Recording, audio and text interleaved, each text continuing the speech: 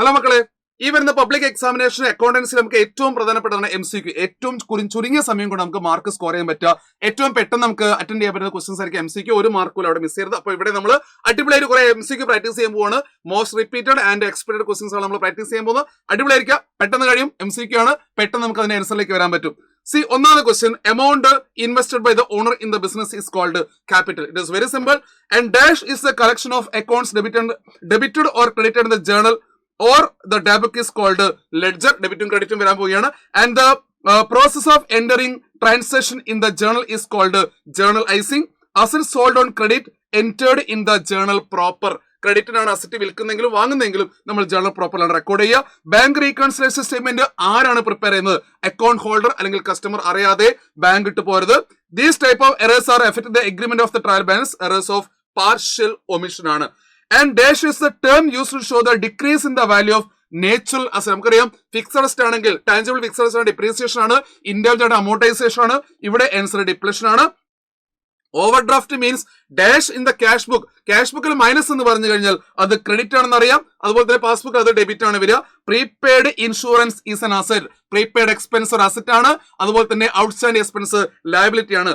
Cost incurred by a business in the process of earning revenue is called expense. And the process of recording transaction in the journal is called journalising. Purchase of mystery from Rajesh on credit ആണ്.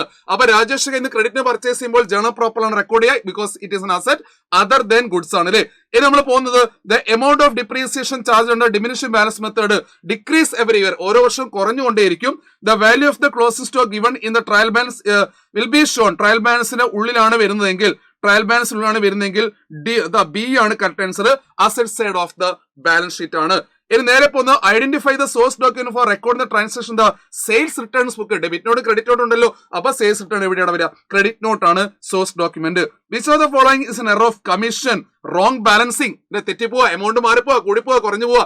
Wrong balancing errors of commission example ആണ്. Instead of debiting Binoy's account it was credited with 500.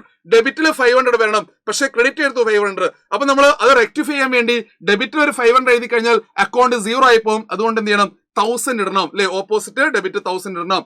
Cash or other asset invested by the owner is called capital. Cash മാത്രമല്ല asset invest ചെയ്യുകയാണെങ്കിലും capital ആണ്.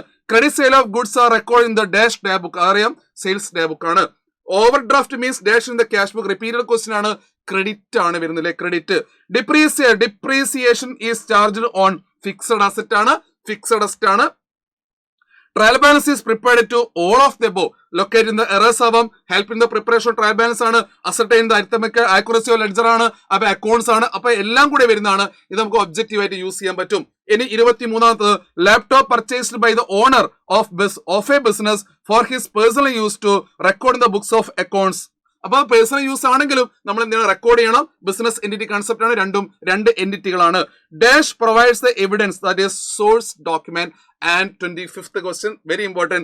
The transactions are recorded in the passbook are same the bank column of the cash book. കാരണം ഒരു പാസ്ബുക്കിന്റെ അകത്ത് ഒരു amount present ചെയ്യുന്നുണ്ടെങ്കിൽ ആ amount double column cash ബുക്കിലെ ബാങ്ക് കോളത്തിൽ റെക്കോർഡ് ചെയ്യുന്ന എമൗണ്ട് സെയിം ആയിരിക്കും. അതിൽ ഡബിൾ കോളം ക്യാഷ് ബുക്ക്, ക്യാഷിന്റെ ബാങ്കിന്റെ ട്രാൻസാക്ഷൻ നമുക്ക് എല്ലാവർക്കും അറിയാം.